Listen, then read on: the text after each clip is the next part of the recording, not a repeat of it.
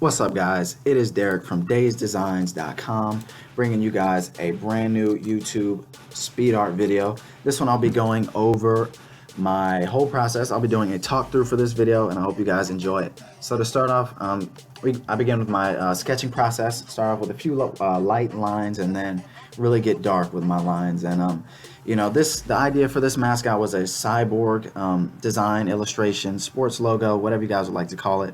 And some of my inspiration came from after thinking, I wanted to do a cool looking cyborg, something scary, mean, angry, menacing, and I typed in cyborg helmet onto Google, and then I came across the Terminator skull and got some ideas from that, especially with the color palette. I decided to make it kind of like a chrome aluminum color palette for the overall color in regards to the helmet, shoulder pads, and so on and so forth. And also wanted it to look like a gas mask because I think they look really cool, and decided to kind of combine that concept with a skull. Not too much of a skull, but mainly like a mask. Make it look like a mask, but like a robot at the same time, cyborg. So this is my sketching process. I really draw really dark. This is my third concept, also my third sketch. Altogether about 45 to 50 minutes. This was my third try again. Really just experimenting with this one, and really wanted to keep going until I got to one I like, which was this one. So right now I'm adding in, portion of the gas mask. I'll be drawing a darker line above the gas chamber, just to make the cheekbones stick out a lot. I do think about coloring and shading, mainly just shading when I'm sketching. Not all the time, but I do, like, especially for this, just to make things pop out, to make things a lot more darker, brighter, and contrast values and stuff like that I'll focus on in sketching. And for sketching, one tip I can give to everybody is, if sketching is not your thing, like if you haven't been sketching forever, and if you haven't been sketching like forever, like I have, I'm 21, I've been sketching since I was young, since elementary school. Now high schools have iMacs in them. Mine didn't. They weren't giving computer classes for Adobe products, nothing like that. So, I came up on pens and pencils, and pastels and paint and all this stuff. So, sketching and drawing using pencils for me is my strength. It's what I'm used to, and it's what I'm the best at. So if you're not the best at drawing, you don't have to do it. You don't have to learn it. You don't have to use my process. You're gonna be creating your own over time. So I would just say focus on your strengths. If you really want to get good at drawing and sketching, then obviously do it. All it takes is time, practice, commitment, consistency. Commit to it, stay consistent. You got to be dedicated, drawing all the time, every day. I would draw in high school, and you're gonna have to do the same thing to get good at drawing. But if you don't want to do that, then by all means, you don't have to. You can focus on Adobe Illustrator, using that every day, being consistent and dedicated with that, because that's what it takes to get good at anything.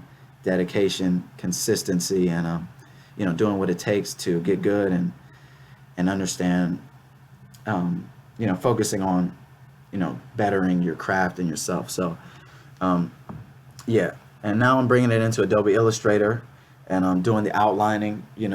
I tried to do a lot more lines at once in comparison to previously, where I was doing them one at a time. I'm just trying to speed up my process, because sometimes they can take quite a while, especially if I do say so myself.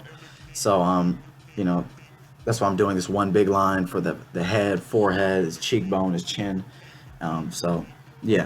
And another thing I love about Adobe Illustrator is using the tools. That's why, if you're already good at it, or you already have the most experience with it, keep going, because it'll be even easier for you, to get better than me if you, really focus on getting good, or focus on getting better with these Adobe products, or just, products in general.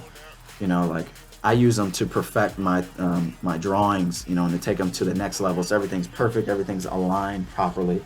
Shapes are the way they're supposed to be. If it's a circle, it's not like off shaped circle where one side is more oval than the other one, and everything is reflected properly and stuff like that. So, after my sketching is done, I continue to experiment and test the way things will look on the computer. I have a lot more creative. I'm a lot more creative with the pencil. Again, that's why I use pencils, and I go so much into detail with my line work, because sometimes I feel lost when I get on the computer and I have this mouse in my hand, in comparison to a pen or a pencil, a marker, Sharpie, you know. So again, I decided to add shoulder blades, shoulder pads to the mask.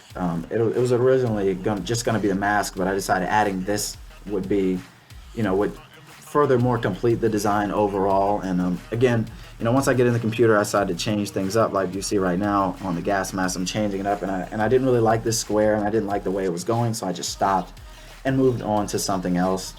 If you're ever lost, I would just say give it a break and then move on to something else and come back to it, soon, sooner than later.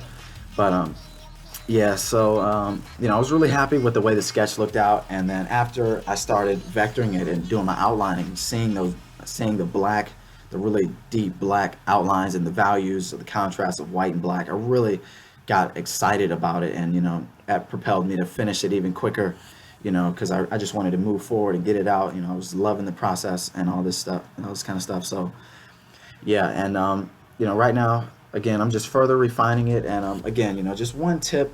I wanted to talk about my sketching a lot, but just again, one tip. Like, if you're not good at sketching and it's not that valuable to you, then don't do it, right? Or don't focus all your time into it. Sketching, doing thumbnail sketch is very small. It's very important for designers and even web designers. All of them. But you don't have to draw the way I draw. You don't have to go into as much detail as I do. If you're better on the computer, just focus on your strengths. And yeah, so I'm continuing to do my continue to refine it, and the shoulder blades and the shoulder pads and the chest plate, and also the line around the neck. Oops. And furthering to adjust everything. And now I just grouped everything and put it onto the top layer, and now I'm going to the layer below that to start my coloring. Like the Terminator skull, the chrome skull, aluminum, whatever it is, really inspired me for the color palette. And I thought, like, what looks better with chrome than like light blue? So I started off with the light blue eyes, and wasn't really feeling it because I use it so much. And then I decided to switch it up to a deep, dark orange, just to create, really dark image. And then instead of doing the normal bland gray, I decided to make it more of a cool gray color. And I really wanted it to have a lot of contrast, and creating white highlights really helped and really worked the best, and as well dark shadows, like you'll see on the lower portion. The idea behind the highlighting was just a general light source, above and kind of behind, so the highlights will be on the top and then the left and right. Nothing crazy, nothing like light coming from the bottom or the far left only or the far right only, just something general and normal, and just have fun.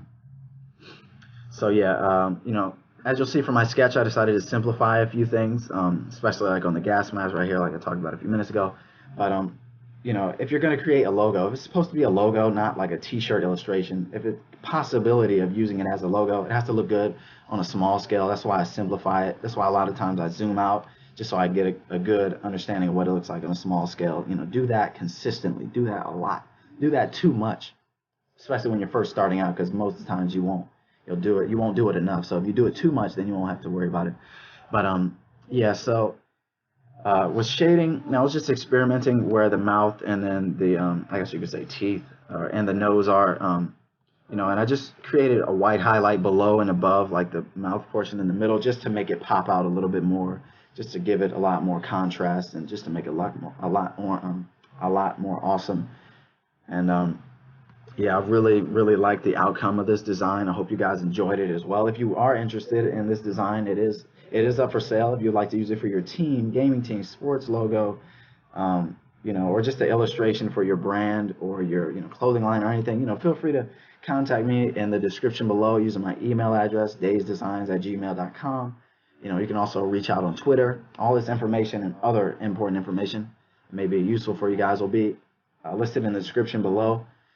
So yeah, I hope you guys like this SpeedArt. Hope you guys like this style, where I'm talking over everything. If you do like this. If you do find more value from these videos, please feel free to let me know in the comments below. Any negative comments, any positive, any critiques, anything, I'm open to hear it all. It won't bother me, so just let me know in the comments below. I'd like to hear your guys' opinions on the design as well as this video, anything, so yeah, I hope you guys enjoy it, and I will talk to you guys in the next one. Take care.